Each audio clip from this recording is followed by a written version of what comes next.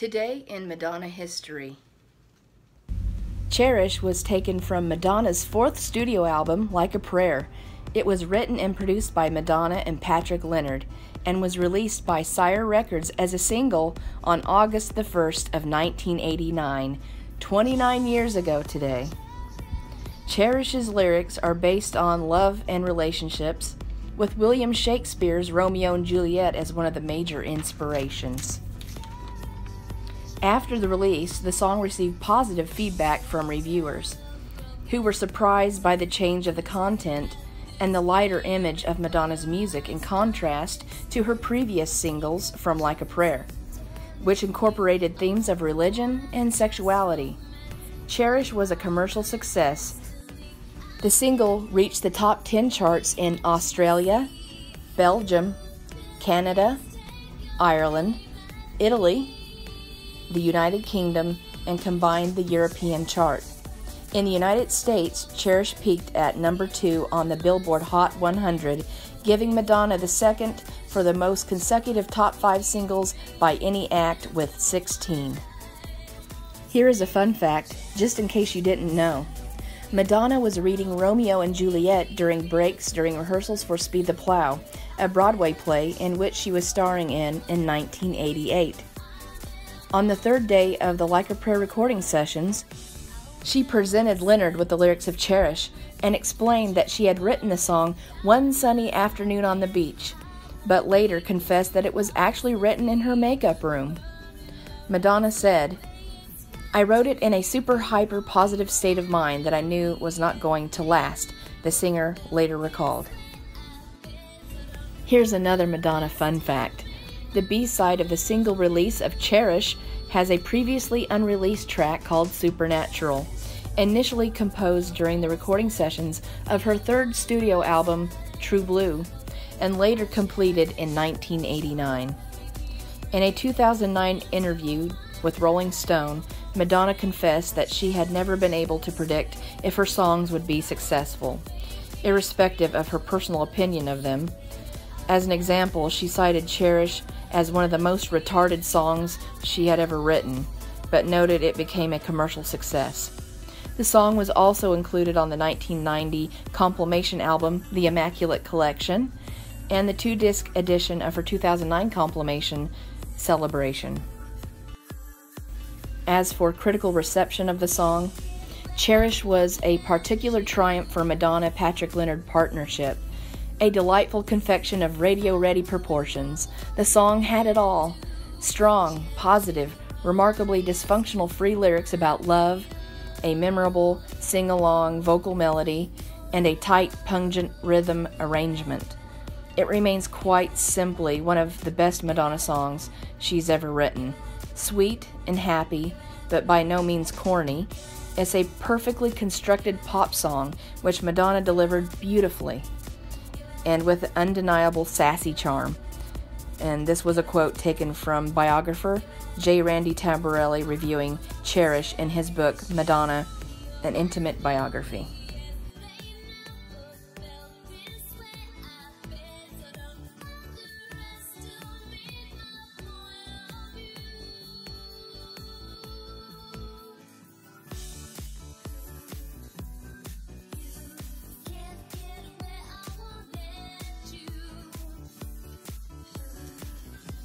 "29 years ago today. It's incredible how fast time goes by. Since the release of Cherish on August the 1st of 1989, regardless of Madonna's personal opinions over the years of how retarded Cherish is, she even still thinks it's retarded today. You know, in 2009 she said it was, and when she was on the Kelly and I forgot the guy, Ryan, when she was on their show, Dancing with Anderson Cooper, she was like, "Oh, please, retarded," you know, she still thinks the song is stupid, even today, but, you know, it was like a childlike, innocent look at love, and the song is just, you know, I think back, you know, I was like a young teenager when this came out, so this song has always been dear to my heart. I really loved the song, and I know there's many fans out there who agree with me on the single. Regardless of Madonna's personal opinions, I love it. So I'm just going to share my rather small and humble collection, which is this cassette tape I received from Jeffrey Lewis, and it is beautiful and I absolutely love it. And I also love the non-album track of Supernatural. Isn't that pretty? I love this cassette. So happy that it's in my collection. And then my American copy and UK pressing of Cherish, both beautiful. And the last one to share is the UK 12-inch. Now there is a poster edition of this that looks just like this cover, my shirt, and I'm hoping one day I will add that into my collection. So this was the anniversary of the release of Cherish, from one of my most favorite albums from the 1980s, released by Madonna, Like a Prayer. So many fond memories of the single. Just remember listening to it on my cassette tape player, and also later in the 90s when I had it on CD. You know, I listened to the German CD single that I had of this, which I no longer have in my collection, and hope to one day add that back to my collection. I used to listen to that, and I love the extended version of Cherish. It's beautiful. Just love the extended instrumental parts of the song with the keyboards. You know, just the whole sound of it. It was kind of like a doo-wop kind of sound that I guess they were going for, and that was just a brilliant song written by Madonna and Patrick Leonard. A great writing team. Many happy memories as a kid, as I said, teenager, listening to this song. Just, you know, it came out during the summertime, so, you know, it makes me think of being outside, having on my Walkman, walking around and listening to the song.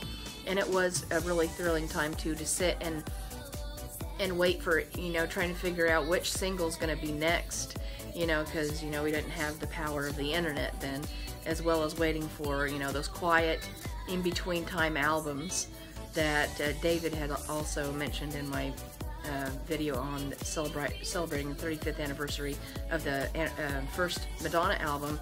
He mentioned, you know, and that he mentioned about having to wait and try to guess what Madonna was going to do next. You know, now we have the internet that kind of informs you on everything. So yes, I remember having to sit and just wait. But I did get Icon in the mail, which it was a fanzine from the official Madonna fan club, which the fan club is defunct. It's just now an online site where you can go and get your news and buy Madonna merchandise at. It doesn't have a fanzine anymore. It's no longer being published. But, you know, I would get that, and that would, you know, but that wasn't until like 1992 that I started getting those issues, and that kind of informed you in between times of albums and what was going on and what she was working on. But before that, in the early 80s, there was no Madonna fan club. Not then. Not the official Madonna fan club from California that I was a part of, that Madonna was involved in personally. So yeah, you had to sit and wait and see what was coming out, and it was exciting. So thanks for tuning in to this edition of Madonna History, and I'll see you guys next time.